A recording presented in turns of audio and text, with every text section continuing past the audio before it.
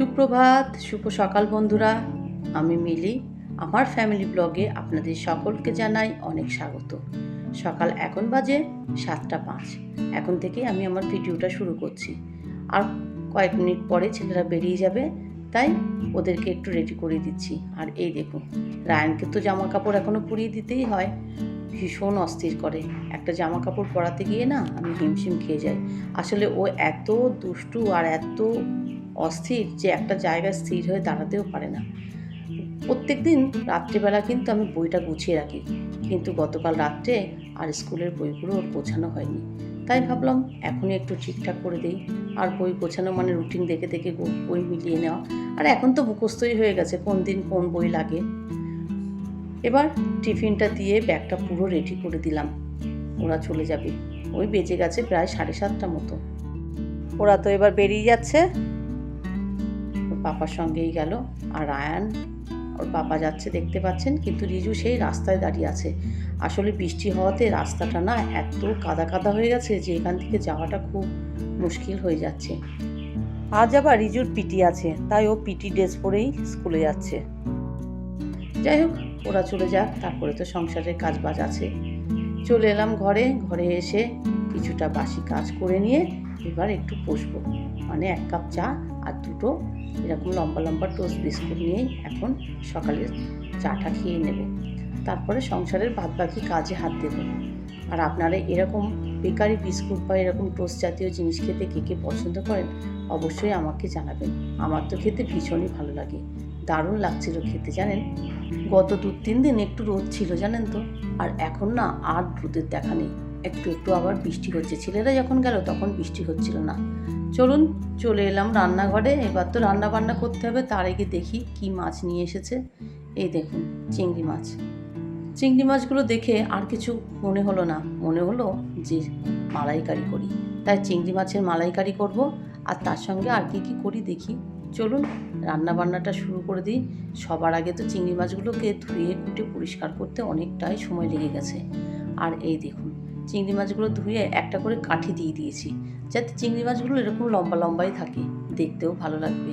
সবার আগে লবণ হলুদ মাখিয়ে দিলাম, দিয়ে এবার তো চিংড়ি মাছগুলোকে ভাজতে হবে। আসলে কি বলুন তো, আমি তো এইভাবেই রান্না করি, তাই আপনাদের সঙ্গে একটু শেয়ার করছি কীভাবে চিংড়ি মাছের মালাইকারিটা আমি রান্না করি। কড়াইতে তেল গরম করে দিয়ে দিলাম চিংড়ি মাছগুলো।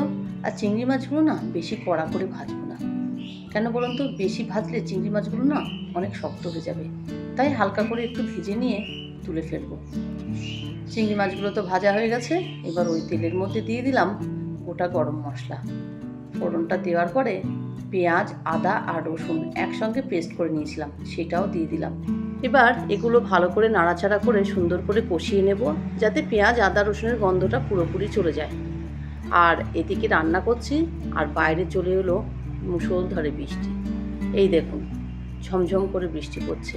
আর বৃষ্টির তো আজকাল আর ঠিকানা নেই। যাই হোক, মশলাটা দেখুন আমার একদম পুরোপুরি কষানো হয়ে গেছে।